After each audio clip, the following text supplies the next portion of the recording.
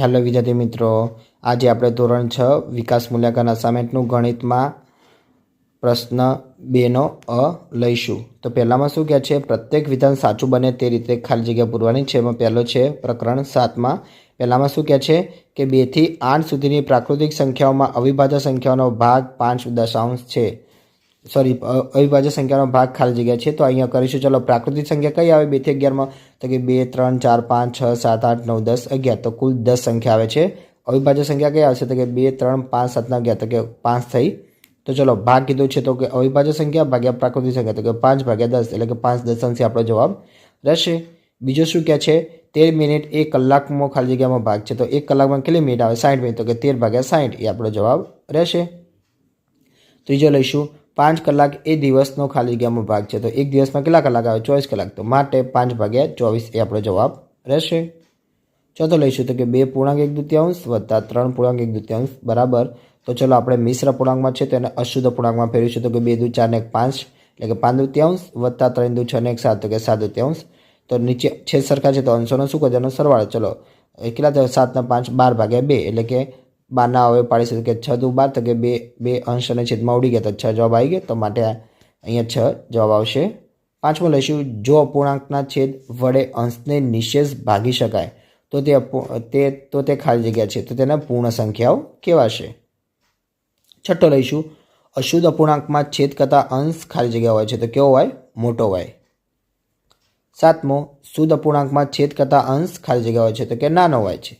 આઠમો, જેનો છેદ 17 અને અંશ 7 હોય તે અપૂર્ણાંક ખાલી જગ્યા છે. તો કે આવશે 7 17 આવશે એટલે કે 7 ભાગ્યા 17. હવે પ્રકરણ 8 લઈશું. એમાં પહેલામાં શું કહે છે, 0.37 ને સાદા અપૂર્ણાંકમાં ખાલી જગ્યા લખાય. તો કે 37 ભાગ્યા 100. બીજો લઈશું તો કે 3.045 ને શબ્દોમાં ખાલી જગ્યા લખાય. તો કે 3.45 સહસ્ત્રાંશ.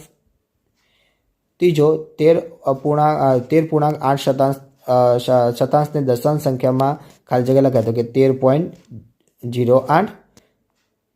ચોથો લઈશું, 5 કિલોગ્રામ 25 ગ્રામને દશાંશમાં ખાલી જગ્યા કિલોગ્રામ લખાય. તો કે જો અહીંયા કિલોગ્રામ કીધું છે તો આપણે 25 ગ્રામને કિલોગ્રામમાં ફેરવવા પડશે.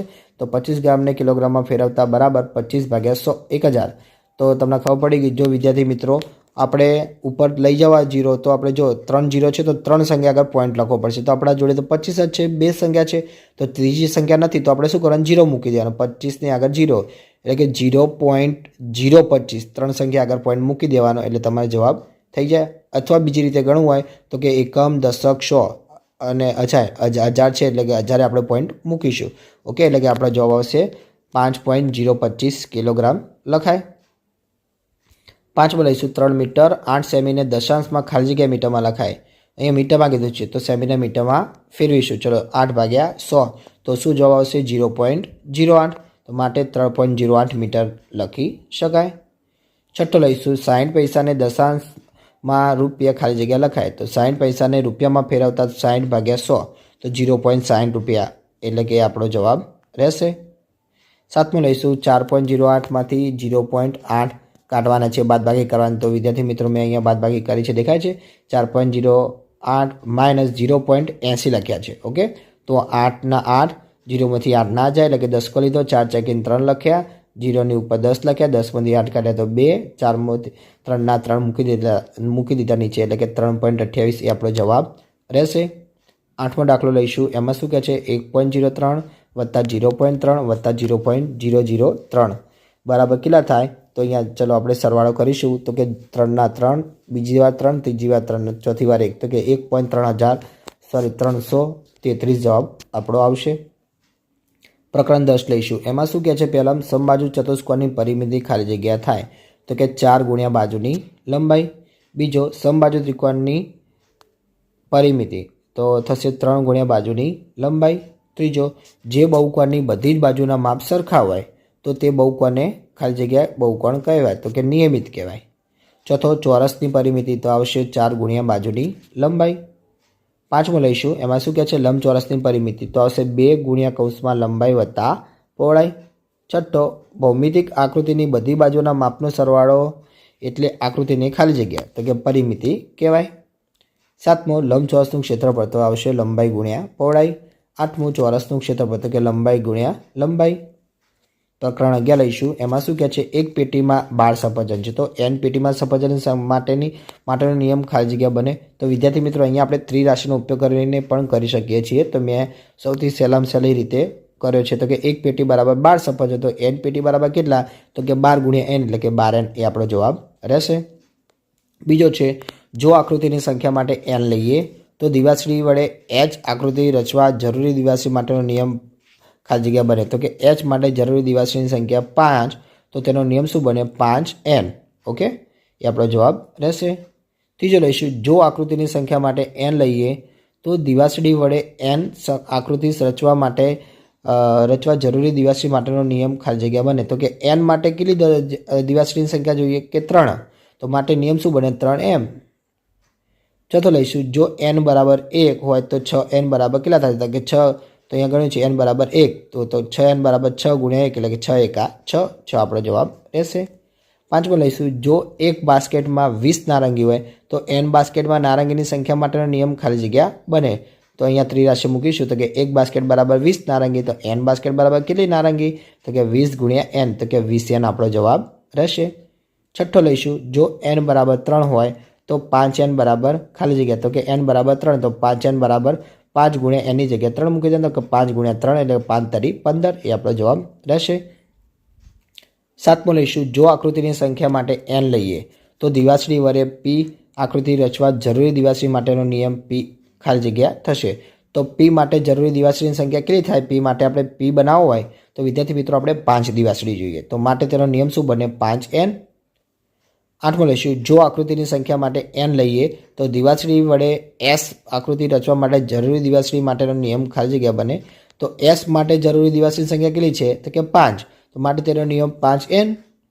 ચલો પ્રકરણ 12 લઈશું. એમાં શું કહે છે? 8 20 બરાબર ચોરસ ખાનું ભાગ્યા 30. તો અહીંયા વિદ્યાર્થી મિત્રો આપણે ચોકડી ગુણાકાર કરીશું. તો ચલો 20 ગુણ્યા ચોરસ ખાનું બરાબર 8 30. તો કે ચોરસ ખાનું બરાબર 8 30 ભાગ્યા 20. ચલો 0 0 અંશ અને છેદમાં ઉડી જાય. આપણે 8ના ભાગ પાડીશું. તો કે 4 દુ 8. તો કે અંશ અને છેદમાં 2 2 પણ ઉડી જાય. તો શું વધ્યું? 4 તારી 12 એટલે કે 12 મૂકી દેવાના ખાનામાં.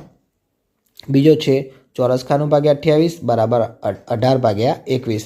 ચલો અહીંયા પણ ચોકડી ગુણાકાર કરીશું. એટલે કે 21 ગુણ્યા ચોરસ ખાનું બરાબર 18 ગુણ્યા 28. તો ચોરસ ખાનું બરાબર 18 ગુણ્યા 28 ભાગ્યા 21. તો ચલો આપણે દરેકના અવયવ પાડી દઈશું. તો કે 18ના પાડીશું 6 તરી 18, 28ના પાડીશું 7 ચોક 28, 21ના પાડીશું 7 તરી 21. તો અંશ અને છેદમાં 7 7 ઉડાડી નાખીશું. અંશ અને છેદમાં 3 3 ઉડી જશે. તો શું વધ્યું? 6 ચોક 24 એટલે કે આપણો જવાબ રહેશે. ત્રીજો લઈશું, 20 એ 4ના ખાલી જગ્યા ગણા છે. તો કે 4 પંચા 20 થાય. તો 20 એ 4ના 5 ગણા કહેવાય.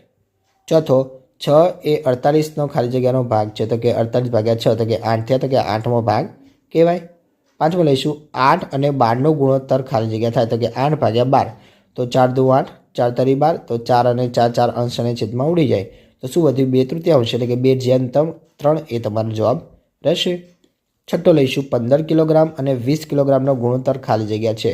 ચલો 15 ભાગ્યા 20 લખીશું. એટલે 5 તરી 15, 5 ચોક 20. અંશ અને છેદમાં 5 પાર ઉડાડી દઈશું. તો શું વધ્યું? 3/4 એટલે કે 3/4 એ આપણો જવાબ રહેશે. સાતમો લઈશું, એમાં શું કે ગુણોત્તર દર્શાવવા બંને માપના એકમો ખાલી જગ્યા હોવા જોઈએ. તો કે સરખા હોવા જોઈએ. આઠમો લઈશું, એમાં છે 6 7 8 ખાલી જગ્યા એ પ્રમાણમાં છે. ચલો 6 7 બરાબર 18 ભાગ્યા આપણે ખાલી ખાનું દૂર દઈએ. ખાલી ખાનું તો કે ચોકડી ગુણાકાર કરીશું. એટલે 6 ગુણ્યા ખાલી ખાનું વત્તા બરાબર 18 ગુણ્યા 7. તો કે ખાલી ખાનું બરાબર 18 ગુણ્યા 7 ભાગ્યા 6. ચલો 18ના અવયવ પાડીશું. તો કે 6 તરી 18, અંશ અને છેદમાં 6 6 ઉડી જશે. તો કે 7 તરી 21 આપણો જવાબ રહેશે. વિદ્યાર્થી મિત્રો, તમને મારો વિડીયો ગમ્યો હોય તો ચેનલને લાઇક, ચેનલને સબસ્ક્રાઈબ કરવાનું ભૂલતા નહીં.